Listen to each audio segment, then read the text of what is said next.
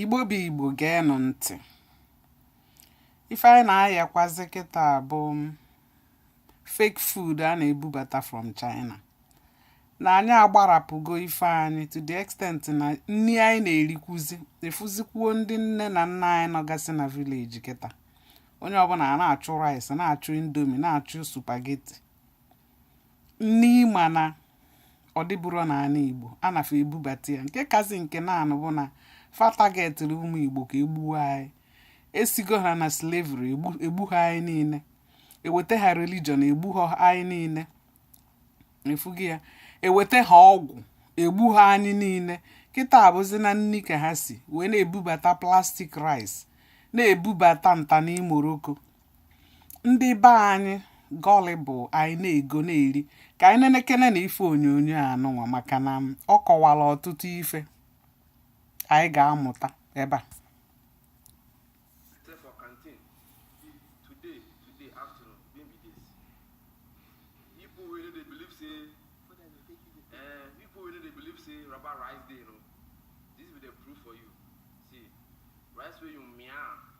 Your palm inside, they clean, nothing.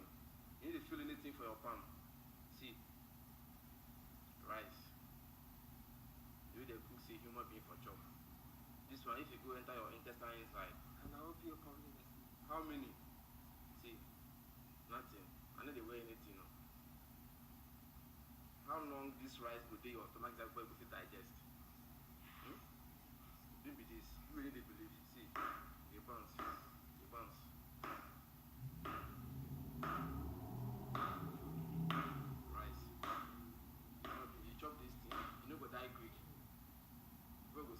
Gone too soon. What a shock. Brian B.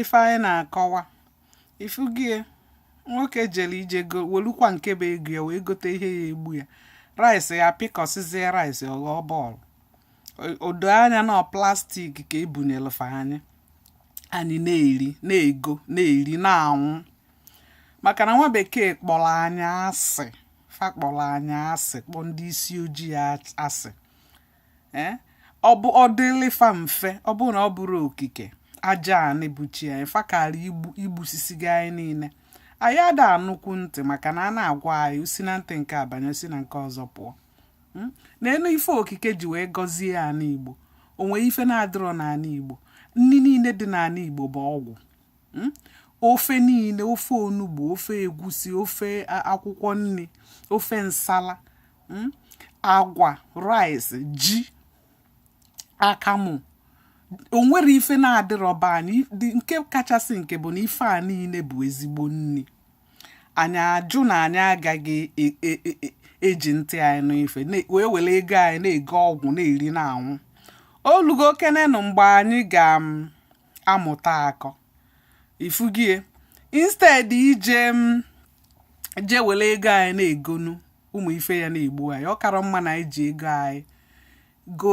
anyị jegodu kọba nri n'ala Igbo kọba akwụkwọ nri dị very healthy ịgbakwana akwụkwọ nri ị nwere ike iweta ya gwerisie ya taa ya mmiri wee pịchakọ mmiri ya ṅụọ nnukwute ọgwụ ka ọ bụ ngwa kịta anyị ga-akụzi ụmụ ife anyị kwesịrị ịdị na-erizi kịta instead ije na-ego nke a na-ebubatara anyị from China na-egbu anyị na ife anyị ga-ebidozi kịta wee sibe ofe onugbu ofe na-enye ndụ isi sie ya lisie odo oge arụ ịmanụ nni ka iriri ngwa ka anyị nenekwa na ife onyonyo anụwa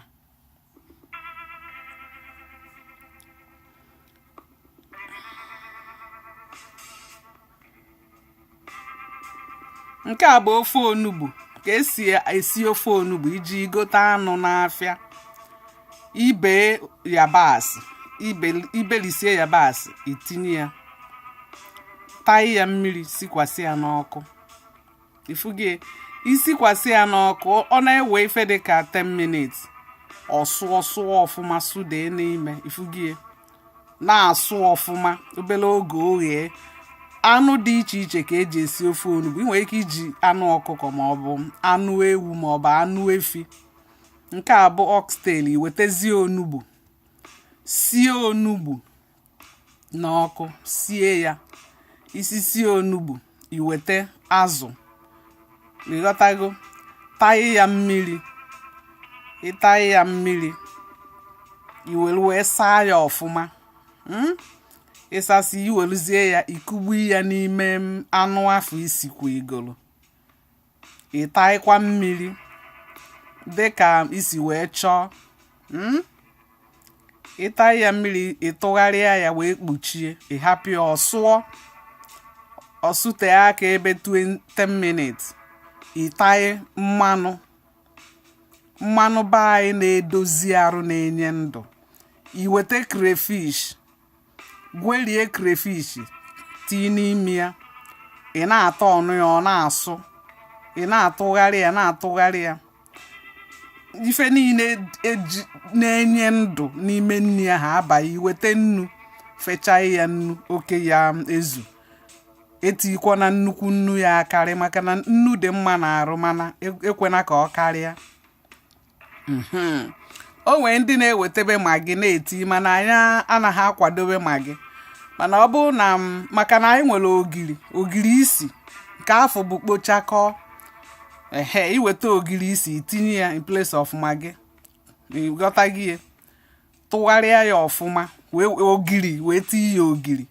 Mụnwa na-eji ogiri esi, na anara m eti magi maka anyị amara ihe agwọkọsị n'ime magi. Iwetezie ede ụrị nke ya eme ka o jikọnata ya, ka ọ hapụ ịgbazi mmiri. Itinye ya ụrị, itinye ya ụrị, ịtụgharịa ya, tụgharịa. Ịghọtago? Na-atụgharị ya. Efu ka o si dị n'anya, otu o si dị n'anya ka o si atọkwa ụtọ. Ikpuchie ya, ekpuchine ya ka ha niile kpuchisie. Ịhapụ ya ọ na-asụ karịa ebe 10 minutes. Iwee weta onugbu. Onugbu bụ akwụkwọ nri dị mma nke ukwuu. Tinye ya onugbu. Itinyesizie ya onugbu, ị na-atụgharị onugbu fresh onugbu. Ịfụrọfụ ka iru ede ka o si bụrụ sọ mma. Otu a ka o si edozi arụ, na-enye ezigbote ife na arụ. Yummy. It looks good. Ikunitezie ya, iwee nene ya, tii ya n'aka gị, nene ka ịma na nnu ọ tụrụ ya ọfụma ka isi chọ. Iwee weta ose egweri wee tikwuo ya. O mee ife dịka elekere 3, ofe ga-egokwa. N'enu ka ọ dị nụ. Yummy. Ilisie ya, arụ ga-anata. Yummy. Ife a ka anyị na-encourage onye ọbụla. Instead ije na-egolu plastic rice maọbụ indomie maọbụ spaghetti, ị na-amara ihe agwọkọsịrị eji wee mee.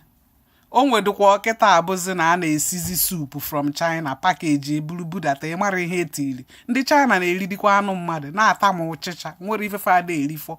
Anyị na-ego akụchiri ya na bọtụl, asị anyị nọ corn beef. Kịta bụ na mmadụ nwụzie, ewere ha anụ mmadụ wee na-eberisie tii na komkom kuchie, si anyị nọ corn beef na-ebudata.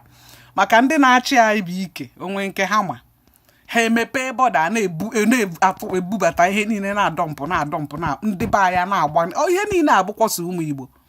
Onye Fulani kata uru ya roso ha eri corn beef, ọṅụsịa fula dị nunu, ṅụjuo mamịrị efi, ọ na-ekotogharịzi na unu bụ ụmụ Igbo bụ target. Akụchisie ife ebutele unu na na-eri na-anwụ.